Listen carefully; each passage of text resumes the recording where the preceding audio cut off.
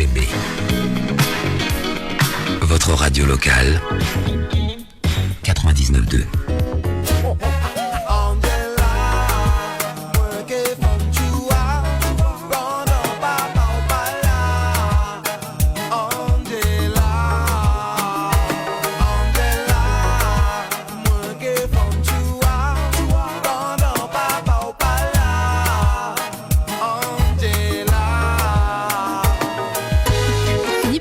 Diversité, proximité, vous êtes sur RGB.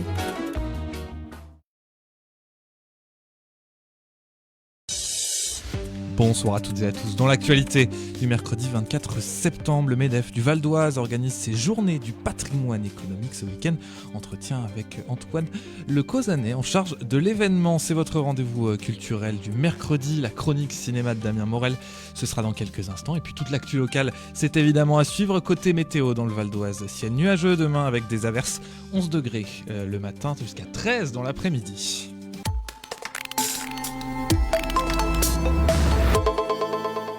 À Persan, un adolescent de 15 ans, victime d'un viol en fin de semaine dernière près de la gare. L'agresseur présumé, un ressortissant algérien déjà connu des services de police et visé par une obligation de quitter le territoire français, a été interpellé dimanche dernier selon Actu 17. Identifié grâce à des analyses génétiques, il a été présenté ce mercredi au parquet de Pontoise en vue d'une mise en examen. Un incendie s'est déclaré dans la nuit de mardi à mercredi vers 5h30 du matin au sein de la résidence Les Villageoises. Le feu, qui a pris dans un appartement du 2e étage, est rapidement maîtrisé par les pompiers. Mais dans les décombres, le corps d'un homme de 75 ans en situation de handicap est retrouvé sans vie. Selon les premiers éléments de l'enquête, une cigarette pourrait être à l'origine du sinistre. La piste accidentelle est privilégiée. Le château de la Roche-Guyon, site le plus visité du Val d'Oise, ouvre un nouveau chapitre. Son nouveau directeur, Emmanuel Morin, ancien responsable artistique de l'abbaye de Fontevraud, veut faire rayonner le patrimoine à travers la création contemporaine, le design et la littérature.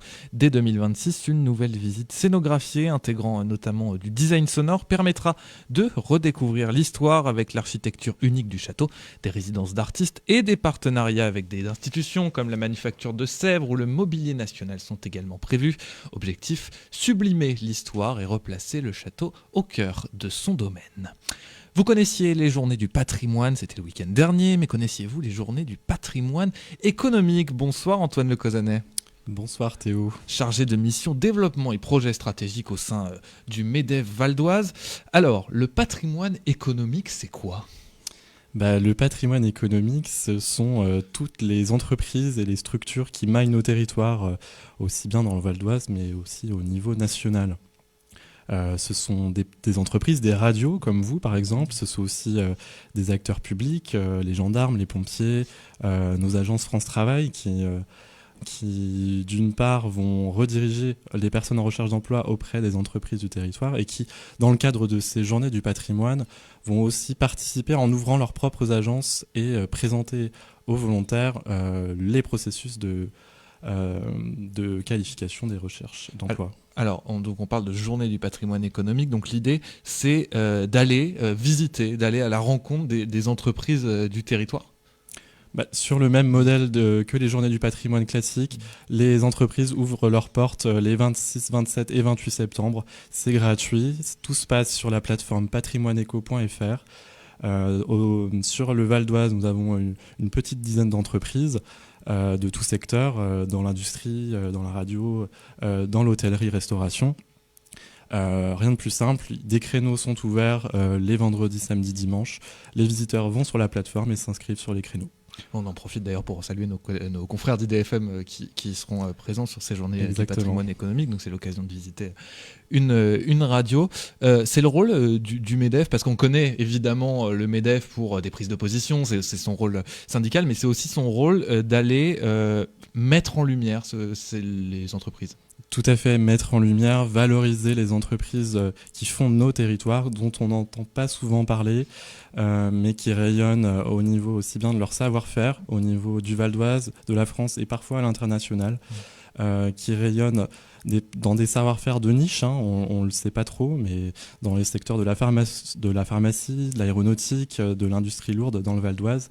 C'est aussi des savoir-faire et des équipes qui travaillent au quotidien et qui ne sont pas toujours reconnus malheureusement.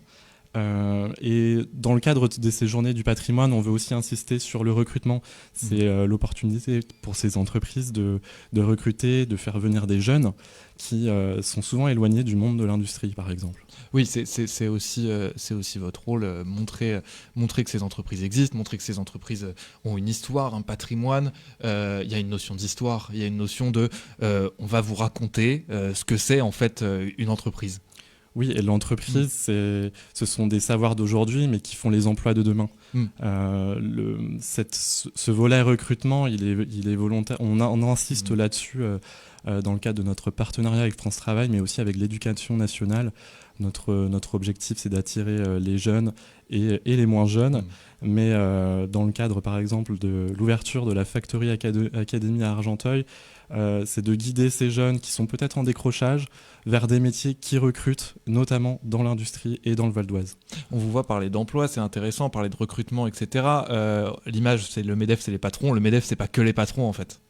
Non, le MEDEF, on a un peu cette image qui nous colle à la peau, mais en fait, dans la plupart des MEDEF territoriaux qui présents en France, la grande majorité de nos adhérents sont des PME ETI, très impliqués dans leur territoire, souvent des entreprises familiales avec des vrais savoir-faire et qu'il faut évidemment représenter, défendre et informer. Ça représente combien d'entreprises, le MEDEF, dans le Val d'Oise à peu près ? On est un peu plus de 300 entreprises de toutes les tailles, comme je vous disais, TPE, PME, ETI et grands groupes. Je me permets juste de rebondir sur un peu le rôle du MEDEF au quotidien.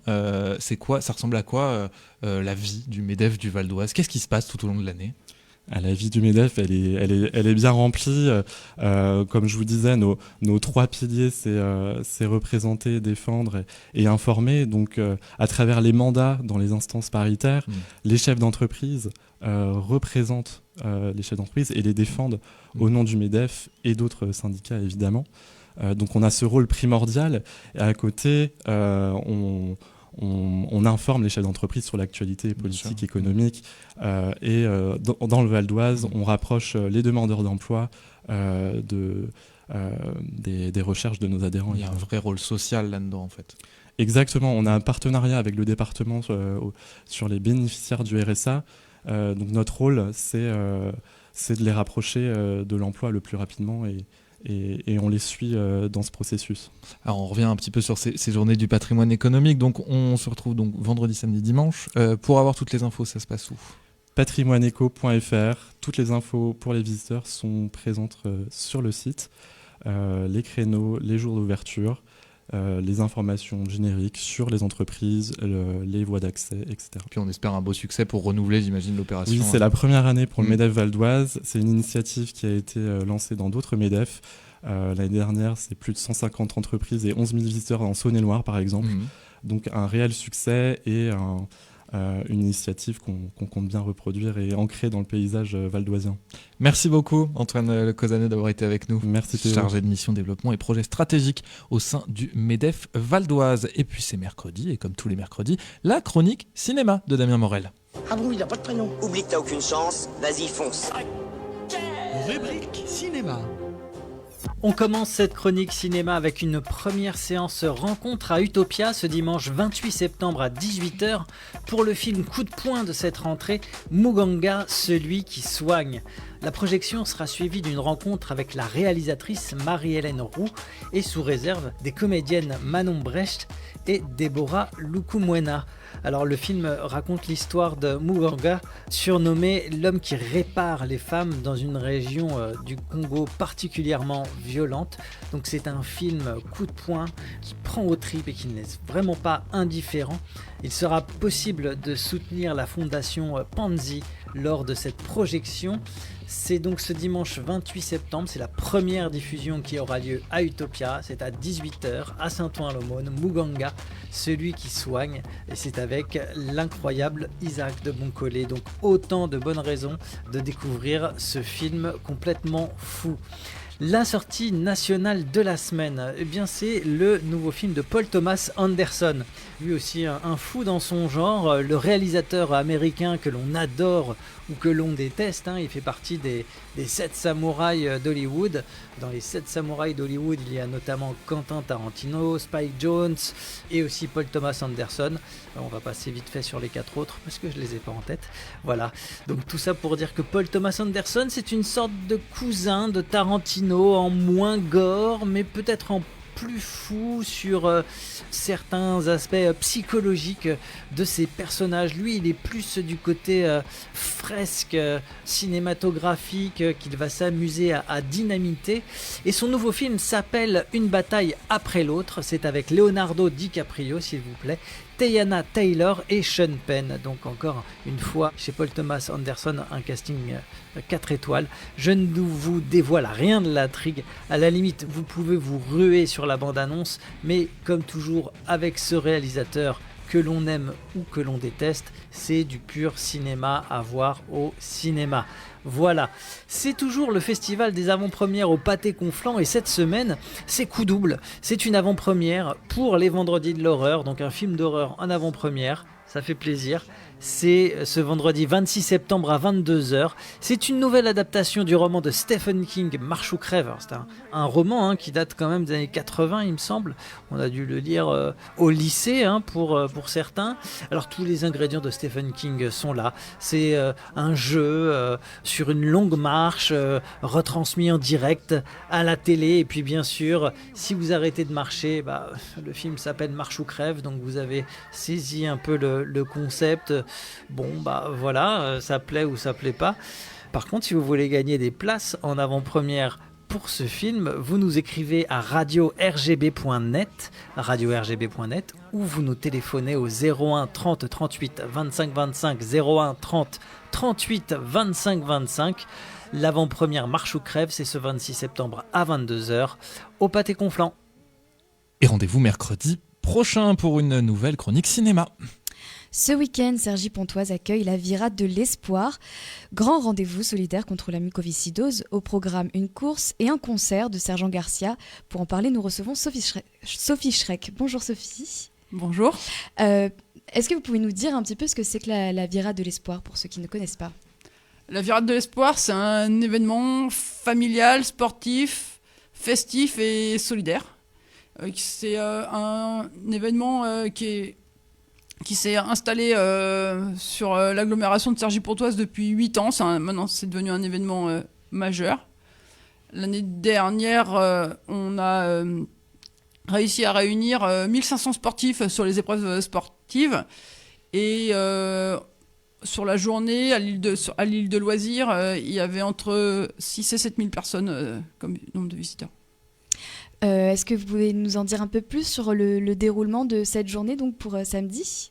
Oui, alors le matin, il y a des épreuves sportives solidaires. Donc il y a une randonnée de 11 km qui part à 8h30. Ensuite, on a, pour les autres épreuves sportives, on a un échauffement en musique, sur fond de musique d'un DJ. Ensuite, à 10h, il y a le 10 km chronométré qui partira. On a une marche familiale de 4 km.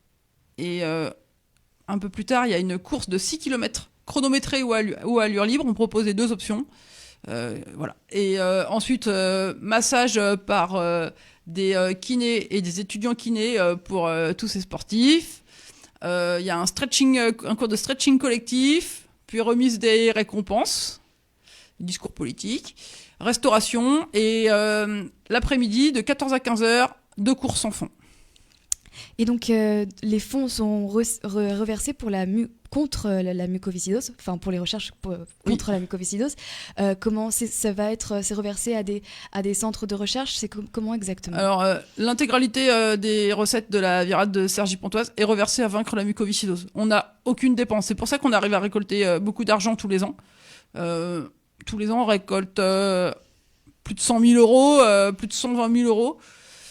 Parce qu'en fait, on n'a aucune dépense. On a des partenaires qui prennent en charge nos dépenses. Et ensuite, on a des entreprises du Souffle qui mobilisent leurs collaborateurs pour venir participer à la virade. Et ils ont un stand le long de la ligne d'arrivée. Voilà. Et ensuite, on récolte des dons le jour J. Toutes les recettes du jour J sont reversées à Vaincre la mucoviscidose. Le moindre euro dépensé sur la virade est reversé à Vaincre la muco. Et le soir, il y a un concert de Sergent Garcia au Forum de Vauréal. Ça va être top. Il faut vraiment venez au concert au Forum. Est-ce que on peut venir au concert sans participer aux épreuves de la journée ? Oui. En fait, on touche 2 publics différents et on peut et bien évidemment venir au concert écouter Sergent Garcia sans avoir forcément couru le matin. Comment on participe à cette course ? Qui peut participer ? Tout le monde peut participer ? Alors, tout le monde peut participer à la marche familiale. La randonnée, il faut avoir un minimum 12 ans. Et la course de 6 km, il faut avoir au minimum 10 ans. Et le 10 km, minimum 16 ans. Pour les courses chronométrées, c'est minimum 16 ans. Et les courses enfants, il faut être né entre 2015 et 2019. Eh bien, merci beaucoup. Où est-ce qu'on peut justement s'inscrire et en retrouver un peu plus sur tout ce que vous faites ? Alors, les inscriptions se finissent ce soir à minuit. Voilà. Mais inscrivez-vous. Vous allez sur le site viradesergipontoise.fr. Il y a tout un article sur les épreuves sportives. Et du coup, ça permet de trouver le lien pour s'inscrire. Et vous pouvez aussi vous inscrire au concert sur le site du forum. Eh bien, merci beaucoup, Sophie.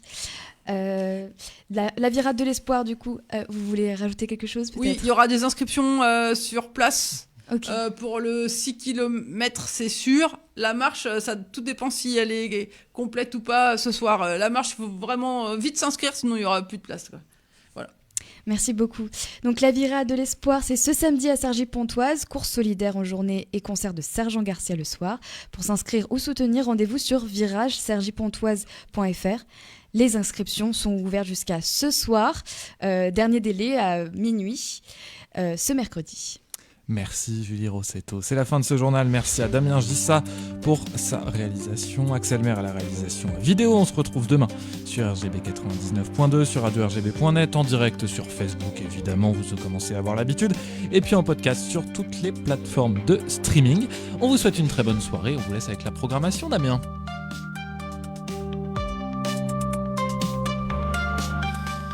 En effet Théo, une soirée culture urbaine, est-ce que ça vous dit ? Alors rendez-vous à 19h pour Parole d'ado, Regard de pro, proposé par le CIJ 95 Centre Information Jeunesse. Suivi à 20h30 de All Star, les bangers du rap game. Nassim reçoit le vidéaste et réalisateur Terry avant de revenir sur la carrière de Playboy Carti. À 21h10, place à la Street Urban Radio avant de retourner à Haïti à 1h du matin, entre 1h et 3h, ce qui nous fait un 19h-21h en heure haïtienne avec Wilkinson Pierre-Lee pour son émission Bienvenue en Haïti. Très bonne soirée sur les ondes du 99.2 FM, radio-rgb.net en streaming, bien sûr de la radio RGB, ou sur les applis pour smartphone, les radios associatives ou encore Radio Player. RGB, c'est en direct de Cergy-Pontoise.